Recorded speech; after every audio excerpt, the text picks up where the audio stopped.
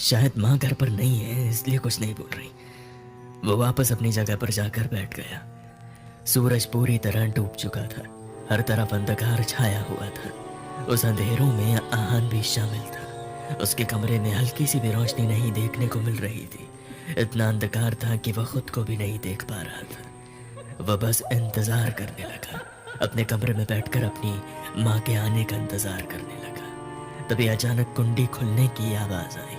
आहान अंधेरे में टटोलता टटोलता हुआ दरवाजे की तरफ जाने लगा। एक दो बार वो दीवार से टकरा भी गया। हल्की चोट भी लगी।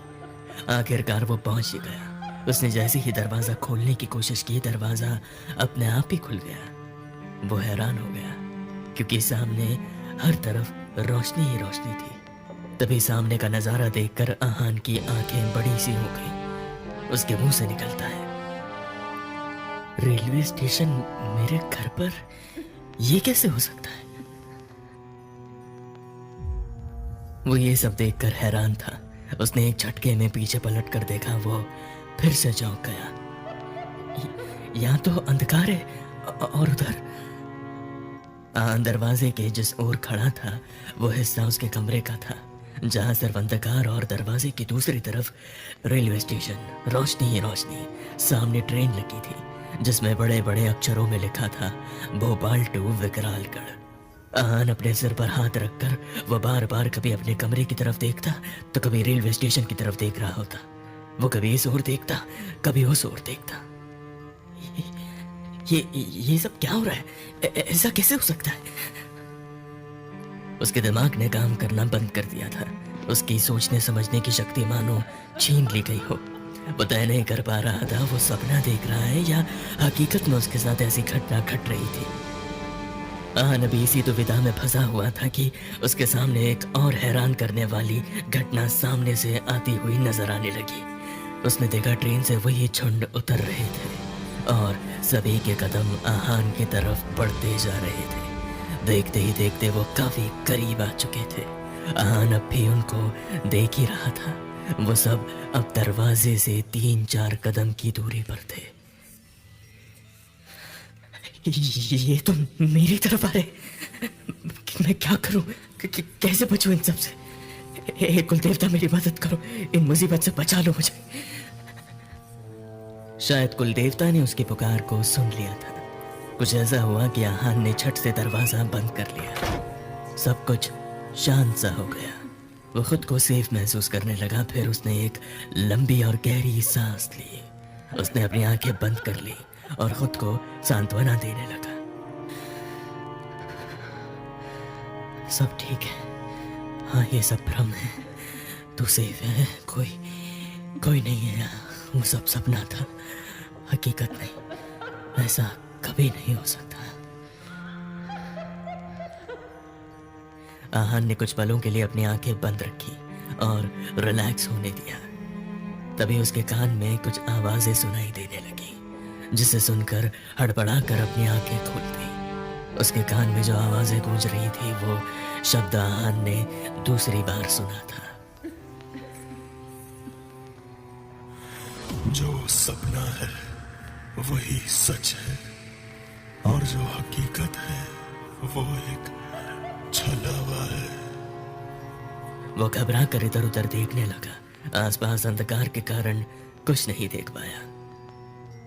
अचानक से घंटियों की आवाजें आहान के कानों में गूंजने लगी। उसकी आंखें खुल गई। वो चारों तरफ देखने लगा। घंटियों की आवाज अब भी उसके कानों में गूंज रही थी। ये आवाजें कहां से आ रही हैं? आहान अपने बिस्तर पर उठकर बैठ गया। बाहर की तरफ देखने लगा। सूरज ढल चुका था। हल्का हल्का अंधेरा हो चुका था। उसके कमरे की लाइट बंद थी। उसके कमरे की खिड़कियां खुली थी। आहान ने एक नजर अपनी खिड़कियों की तरफ की, जहां से ठंडी ठंडी हवाएं आहान के कमरे में खिड़कियों से आ रही थी। घंटियों की आवाज की तरफ आहान ने अपना ध्यान केंद्रित किया। उसे महसूस हुआ कि वह आवाज उसके माँ के कमरे से आ रही थी। वो अपने बिस्तर से उठा, अपने कमरे की लाइट जलाई। आहान फिर माँ के कमरे की तरफ जाने लगा। आहान का कमरा माँ के कमरे से थोड़ी दूरी पर था। उसके और माँ के कमरे के बीच में एक किचन और छोटा सा हॉल था। अब वो अपनी माँ के कमरे में था। उसने देखा उसकी माँ शाम का दीपक भगवान के सामने जला रही थी। माँ की पूजा लगभग खत्म हो चुकी थी। आहान अपनी माँ के पास आकर बैठ गया, इधर उधर देखने लगा। आहान को अपने पास देखकर उसकी माँ, अरे बेटा आहान, तू जाग गया? बेटा चल भगवान के घर में माथा टेक ले, कितने साल बाद तू आया है, कुल देवता के आशीर्वाद तो ले ले। आहान ने ठीक वैसा ही किया जैसा उसकी माँ ने कहा। आहान की माँ के कमरे में एक और बड़ी सी खिड़की थी, पूरब की दिशा में। खिड़कियों के ठीक सामने लकड़ियों का बना एक मंदिर, जिसमें एक मिट्टी का बड़ा सा पिंड बना था, जो कि लाल और पीले कपड़े से ढका हुआ था। उसके चारों तरफ सुंदर सी रंगोली बनाई गई थी। पिंड के चारों तरफ दिए जल रहे थे। देखने में वो बहुत ही खूबसूरत लग रहा था। उस पिंड के अलावा किसी भी देवी देवता की मूर्ति वहाँ मौजूद नहीं थी। आहान अपनी नज़र एक बार फिर इधर उधर घुमाने लगा। उसकी माँ के कमरे में सब कुछ पहले जैसा ही था, कोई बदलाव नहीं दिख रहा था। उसकी माँ हमेशा से नीचे फर्श पर सोती थी। उनका मानना था कि उसके भगवान नीचे रहते हैं तो वो उनसे ऊपर कैसे सो सकती है। अगर वो ऐसा करती है तो उसको और उसके परिवार में किसी का भी बुरा हो सकता था, क्योंकि भगवान उनसे नाराज हो जाएंगे। उनके कमरे में पंखा भी नहीं लगा था, क्योंकि अगर उसने गलती से भी पंखा चला दिया तो उसके कमरे में रखा अखंड ज्योत बुझ जाएगा। अगर ऐसा हुआ तो ये बहुत बड़ा अपशगुन हो सकता है। इसके अलावा आहान की माँ के कमरे में एक बक्सा भी था, जिसके अंदर भगवान के कपड़े और कुछ किताबें रखी थी। आहान को सब कुछ ठीक ही लगा, वैसा ही जैसा वो सब कुछ छोड़ कर गया था। अगर वहाँ कुछ बदला सा दिख रहा था तो वो था मंदिर, जिसे देखकर आहान के मन में सवाल चलने लगे थे। आखिर उसने अपनी माँ से पूछ ही डाला, माँ आपके कमरे में सब कुछ पहले जैसा ही है, जैसा मेरे भोपाल जाने से पहले था। पर आहान ने अपनी बात अधूरी छोड़ दी। पर क्या आहान, कुछ भी तो नहीं बदला, सब कुछ वैसा का वैसा ही है। नहीं माँ, भगवान की मूर्तियाँ यहाँ मौजूद नहीं है। मुझे याद है पापा ने पीतल की मूर्तियाँ खरीदी थी। ये बात सुनकर आहान की माँ परेशान सी दिखने लगी। आहान, तुम्हें गलतफहमी हो गई है, ऐसा कुछ भी नहीं था।